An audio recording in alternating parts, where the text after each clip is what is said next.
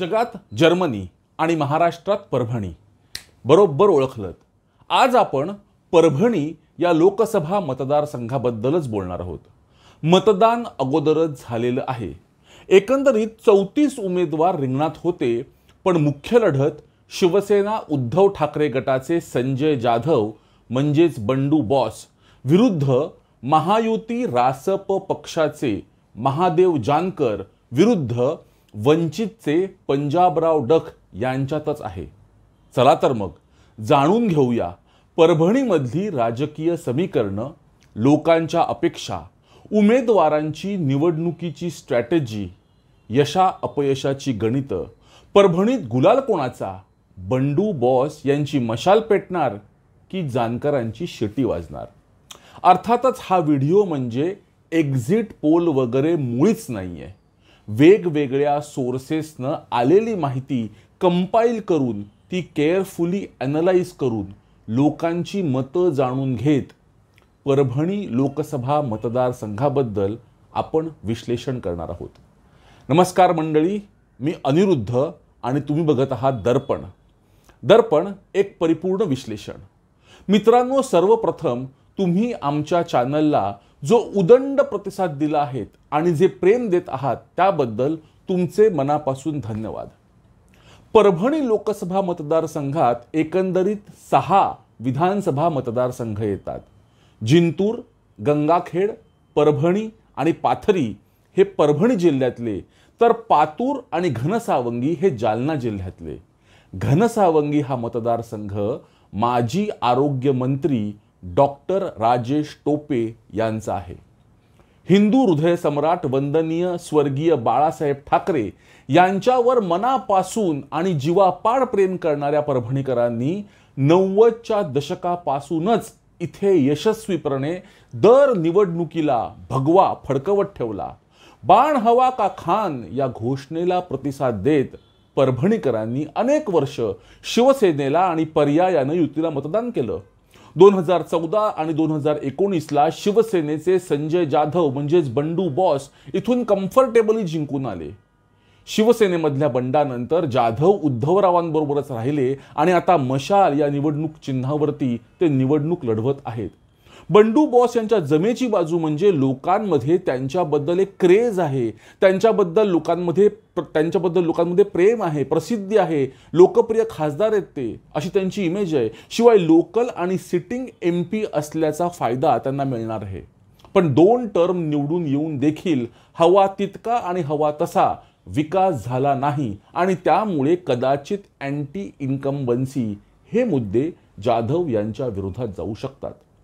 महायुतीच्या जानकरांची जमेची बाजू म्हणजे सर्वसामान्यांचा आणि गोरगरिबांचा नेता अशी ओळख, 10 पेक्षा जास्त भाषा बोलता येणारा कार्यकर्ता, पण परभणी बाहेरचा उमेदवार म्हणून त्यांच्यावरती झालेली टीका आणि प्रचाराला केवळ 1 महिन्याहून कमी मिळालेला वेळ ही जानकरांची वीक बाजू आहे।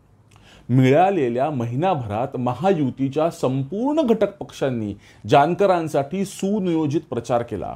कार्यकर्त्यांनी जानकरांची शिट्टी हे चिन्ह घराघरात पोहोचवलं।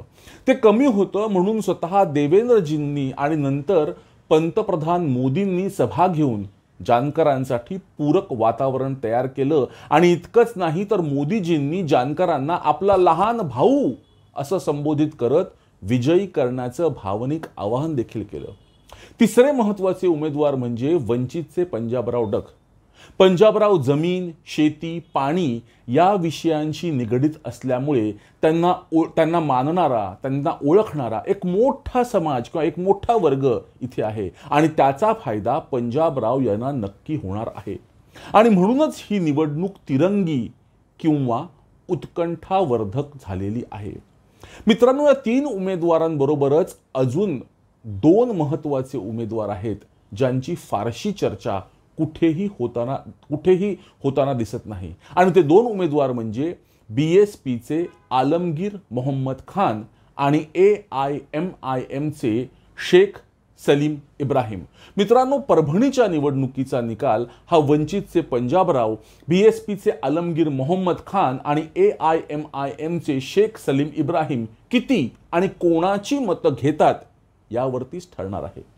ट्रेडिशनली काँग्रेसला मतदान करणारा आणि यावेळेस उद्धवराव ठाकरे यांच्या बाजूनं ठामपणे उभा असणारा मुस्लिम समाज परभणीत जर BSP किंवा AIMIM कडे गेला तर त्याचा फटका जाधव यांना पडू शकतो.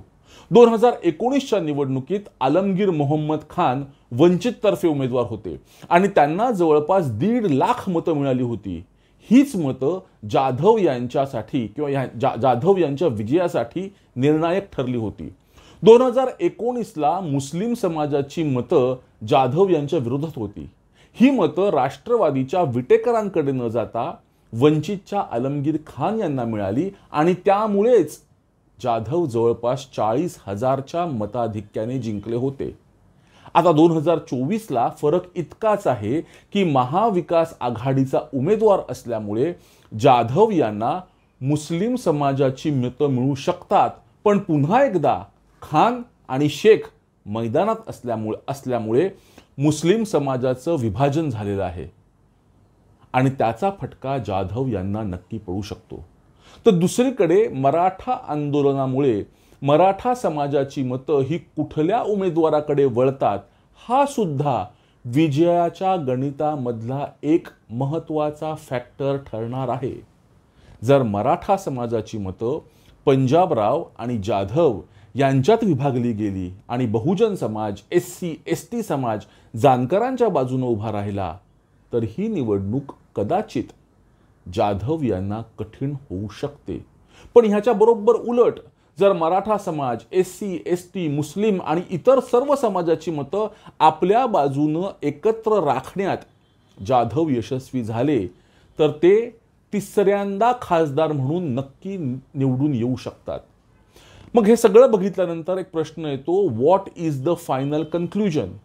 सुनियोजित प्रचार, त्याला विकासाची जोड, सर्वसामान्यांचा उमेदवार अशी प्रतिमा, BSP, MIM आणि पंजाबरावांमुळे मुस्लिम आणि इतर मतांचा विभाजनाचा फटका, फडणवीस साहेबांची स्ट्रॅटेजी, त्यांच्या सभा आणि त्याचबरोबर मोदीजींच्या विराट, विशाल आणि यशस्वी सभेमुळे फिरलेलं निवडणुकीचं वारं, हे सगळे पॉइंट जर आपण कन्सिडर केले तर महादेवराव जानकर यांचं पारडं आत्ता तरी जड वाटतं.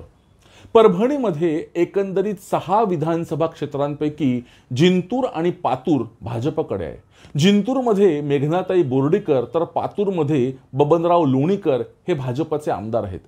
गंगाखेडमध्ये देखील रासपचे रत्नाकर गुट्टे तर घनसावंगीमध्ये राष्ट्रवादी शरदचंद्र पवार गटाचे माजी आरोग्यमंत्री राजेश टोपे हे इथून अनेक वर्ष आमदार होत आहेत. तर परभणीमध्ये डॉक्टर राहुल पाटील हे शिवसेना उद्धव बाळासाहेब ठाकरे गटाचे आमदार आहेत. मित्रांनो, हे सगळे आराखडे आज जरी आपण मांडत असलो तरी विजयश्रीची माळ कोणाच्या गळ्यात पडणार, विजय कोणाचा होणार, गुलाल कोणाचा, परभणीत मशाल पेटणार की शिट्टी वाजणार, यासाठी आपल्याला 4 जूनपर्यंत वाट पाहावी लागणार आहे, हे मात्र नक्की. मंडळी, व्हिडिओ आवडला तर लाईक करा, चॅनलला सबस्क्राईब करा, तुमच्या मित्रपरिचितांना आमच्याबद्दल नक्की सांगा.